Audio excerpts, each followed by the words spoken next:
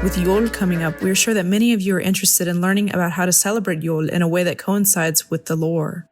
Today we are going to discuss the various attestations of Yule that we have in the lore to discover how to practice it in a way that most aligns with how it was practiced historically. While we don't have all the information to practice it precisely how it was done, we have enough to reconstruct a practice that is suitable for heathenry today. For those that are not able to participate in sacrifice, we have also included a modern alternative at the end of the video that incorporates the necessary elements of sacrifice in Norse ritual. But first, what is Yule? The following stanza in Snorri Sturluson's Ynglinga saga speaks of Yule as a midwinter holiday and describes it as being a time to sacrifice for good crops. Near winter's day, they should sacrifice for a good season, in the middle of winter for a good crop, and near summer's day, it was the sacrifice for victory. Ynglinga Saga, stanza 8. Yule is a holiday filled with sacrifice, oath-making, feasting, and gift-giving. It is a time for us to sacrifice for prosperity for the coming year, and a time to come together and celebrate. We have several practices associated with Yule attested within various sagas, as well as in other foundational lore such as the Poetic Edda. To start, we'll take a look at Helgitvíða Hjörvardssonar, or the Lay of Helgi Hjörvardsson. Heathen was coming home alone from the forest one Yule Eve and found a troll woman. She rode on a wolf and had snakes in place of a bridle. She asked Heathen for his company. Nay, said he. She said, Thou shalt pay for this at the king's toast. That evening the great vows were taken. The sacred boar was brought in. The men laid their hand thereon and took their vows at the king's toast. We see mention of a sacred boar which has been sacrificed, as well as oaths being sworn while the men laid their hands upon the boar during the king's toast, or the bragarfull. Since sacrifice is a component of celebrating Yule, let's take a look at what a ritual sacrifice, or blót, entails. For this, we will look to Hákon's saga Góða, or the saga of Hákon the Good, found in Heimskringla. Sigurd, Earl of Hlaðir, was one of the greatest men for sacrifices, and so had Hákon his father been, and Sigurd always presided on account of the king at all festivals of sacrifice in the Trondheim country. It was an old custom that when there was to be sacrifice, all the bonders should come to the spot where the temple stood and bring with them all that they required while the festival of the sacrifice lasted. To this festival all men brought ale with them, and all kinds of cattle as well as horses were slaughtered, and all the blood that came from them was called blót. And the vessels in which it was collected were called blót vessels. Blót staves were made, like sprinkling brushes, which with the whole of the altars and the temple walls, both outside and inside, were sprinkled over, and also the people were sprinkled with the blood, but the flesh was boiled into savory meat for those present. An animal was brought to be sacrificed, and its blood was collected in a bowl. The blood was then sprinkled on the people, the altars, as well as the inner and outer temple walls. The meat of the sacrificial animal was then cooked and served to all those that were present. The sacrificial boar is called the sonargultur, and making oaths on its bristles is known as heitstringing. Making an oath within heathenry is not something that should be taken lightly. While the topic of oathing as a whole will be saved for another day and another video, we can find various instances within the lore that oaths had a great deal of importance attached to them in poems such as the Lay of Helgi Hjörvardsson, and even in Lokasenna. It is said that oathbreakers end up in Nástrond, which we can find mention of within Völuspá in the Poetic Edda as well as within the Prose Edda. The Yule feast, or Jólaveisla, is a central part of Yule.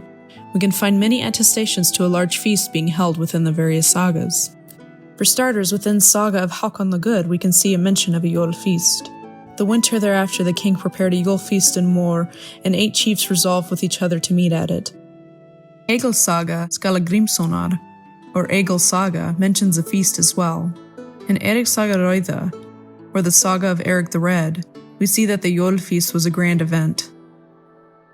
Other mentions include Harald's Saga Sigurðarsonar, or Harald Hardrada, Saga of Saint Olav, Saga of Harald Fairhair, and Saga of Halfdan the Black.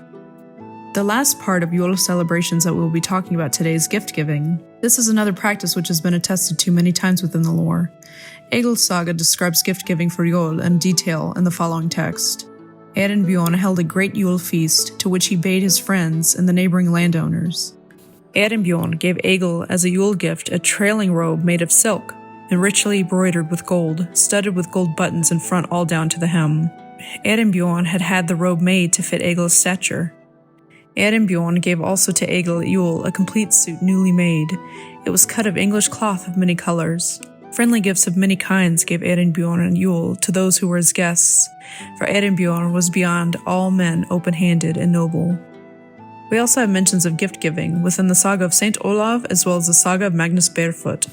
The gifting cycle within heathenry is a very important concept to take note of. When you give someone something, they are then in your debt. The cycle continues and you continue to build relationships in this way. This concept, however, is better suited to be covered in detail in a video solely regarding the gifting cycle. As we can see, Yule was a celebration which consisted of a blót, or ritual sacrifice, a great feast, and included oath-making and gift-giving as practices found mentioned during Yule celebrations. Now you may be asking, when were Yule celebrations held and how long did they last? The most common answer you'll find today is that Yule is held on the night of the winter solstice. You'll often see the dates of Yule being listed as a fixed date, falling on December 21st and going through January 1st.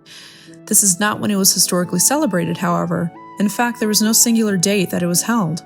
It was instead thought to be held on the first full moon, after the first new moon, after the winter solstice, during midwinter, meaning in the year 2022 it will fall on January 17th.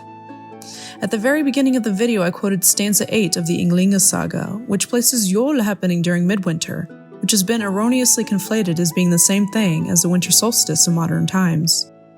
As time went on, Yule celebrations were moved closer to the Christian holiday. Within the saga of Håkon the Good, we can see that it was formally celebrated during midwinter prior to being moved to an earlier date. King Håkon was a good Christian when he came to Norway, and because all the land was heathen and there was much blood offering and many powerful men, and because he seemed to have great need of the help and the goodwill of many of them, he took the advice to fare privily with Christianity. He kept Sundays and fasted on Fridays, and he made it a law that they should keep Yule at the same time as Christian men, that every man should then hold a guest feast with ale made of 1 measure of malt, and keep it holy as long as the ale lasted, or else pay a fine. Formerly the first night of Yule is Hogmanay night, that is midwinter night, and Yule was held for 3 nights. As stated within this quote, we can see that Yule lasted 3 days and nights. In Saga of Magnus the Blind, we also see the mention of Yule lasting 3 days as well. This tradition of a Yule peace isn't corroborated in any other source. However, fighting during Yuletide does occur, which is problematic for any attempts to establish a peacekeeping time for Yule, as it may be a Christian addition to the holiday. When we take a look at how they may have dated Yule, we can see that they saw the moon as a teller of time, and may have traditionally favored a lunar calendar over a solar calendar. We can see this within Alvismál, found in the Poetic Edda. We can find the same thing being said within Vatrudnismál. For further information regarding a lunar calendar, we can look to the findings of Dr. Andreas Nordberg, which says the following. The exact time of pre-Christian Yule has been the subject of much discussion. In the 17th century, it was already assumed that Yule was celebrated during the night of the winter solstice in honor of the sun or the sun god. This perception lived on into the 20th century and also appeared to be supported by the Greek historian Procopius. His account from the 6th century describes a feast among the inhabitants of the northernmost regions in Scandinavia, a feast that was held for the returning sun about 20 days after the winter solstice. The description given by Procopius does, however, contain many problems, and there is great uncertainty as to whether the description refers to Scandinavian Germanic people or the Sami. The exact information about the time of the pre-Christian Yule is given by Snorri, who says that the feast was celebrated on midwinter night. This has, however, been much debated, because midwinter night did not occur until about a month after the winter solstice. In actual fact, this does not present a major problem, because Yule seems to be linked to both the winter solstice and midwinter night. Yule is probably celebrated at the time of the second Yule lunar month's full moon. This moon month started at the first new moon after the winter solstice. Its full moon could thereby occur on January 5th at the earliest, and on February 2nd at the latest, expressed in the Gregorian calendar. The midwinter nights corresponded to January 19th through the 21st in the Gregorian calendar, and therefore fell practically right in the middle of the interval for the full moon of the second Yule lunar month.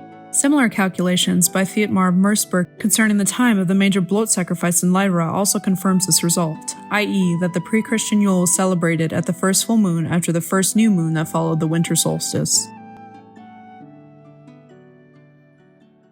We understand that animal sacrifice is in and of itself a difficult, morally ambiguous, and costly affair.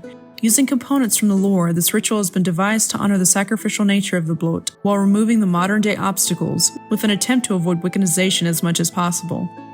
This is not a perfect substitute for a proper blót, but we are presenting it to you here today so you can still celebrate Yule if you're not able to participate in animal sacrifice. The components that are required are a horger, glasses for every participant, mead, several bundles of lavender, sweetgrass, or cedar, a lighter, and a table. Regarding the setup, the horgur should be pre-erected from stones brought from the homes of the participants. These stones will be retrieved by the participants after the ritual, once the horgur has dried, so it would be a good idea to mark them. A table should be set up next to the erected horgur, and with all the mead being placed on it beforehand. The number of participants should be judged in advance of the ritual, so that an appropriate amount of cleansing material can be brought. Part 1. The consecration of the space. This is the first part of the revised blót. The consecration of the space comes from the Landnámabók. There he called it Sörtingsstólum. He built a temple. That land, Jörundur, carried fire around where he later laid his temple. It does not say what material was used for the fire that was carried, so several choices are given here. Feel free to substitute the bundles with any other cleansing substance as desired. First, light your bundle of sweetgrass, lavender, or cedar on fire. Then walk in a clockwise circle around the horgur, as far out as the circle of participants is anticipated to be around the horgur, chanting one's preferred prayer of consecration to the gods of one's own choosing. Do this in a spiraling fashion until the horgur is reached. Use as many bundles as needed. Once the area is cleansed, the participants may form a circle around the horgur. Part 2. The blessing and offering of the mead. This is the second part of the revised blót. It is unknown to us how the mead was blessed, but the blessing of the mead itself is attested to in Hákon the Good saga, as shown here. First, say a prayer over the mead, declaring the intention to offer it to the gods, ancestors, elves, disir, and so on. Leave one container unblessed and by the altar. Next, carry the mead and walk in a clockwise circle, filling up the glasses of all the participants. Once each glass is filled, walk back to the table and fill up your glass. Third, raise your goblet over the horgur. All should be raising their goblets, and invoke the name of the god, goddess, or entity that you are sacrificing to, along with a brief prayer. Empty the glass over the horgur. All should empty their glass as well. Repeat steps 2 and 3 for every god and or goddess that is being sacrificed to. Next, take the unblessed mead and distribute it as detailed in step 2. Hail the ancestors, saying a brief prayer, and empty the glass as detailed in step 3. Part 3. Closing the blót. We are not given a formal end to the blót in any example, so this section is entirely modern and for ritual purposes only. This may be removed, edited, or otherwise at the discretion of the individual presiding over the ritual. First, say a closing prayer to the gods, goddesses, etc. that were given offerings during the blót. Next, formally declare the blót at an end and turn away from the horgur, walking out of the circle and having all participants turn and follow you out of the space. This ritual is a reconstruction of the event as portrayed in the saga of Hákon the Good, but without the sacrifice of the animal, and somewhat condensed. We feel that without the sacrifice of an animal, the sprinkling of meat on the participants is unnecessary, and so that portion of the blót has been purposefully removed. In the interest of minimizing any Wiccan elements, a calling of the corner-style cleansing of the space is omitted in favor of a lore-based cleansing of the space. To bolster the ritualistic sacrificial aspect of the ritual, the emptying of a great deal of meat is done in hopes of providing a sufficient, albeit not equal, offering to the gods, whites, etc., in place of the blood that would typically be used. Parts of the ritual have been left unelucidated as to provide room for customization. We can't thank you guys enough for watching, and we truly hope that you have enjoyed this video and have found it useful.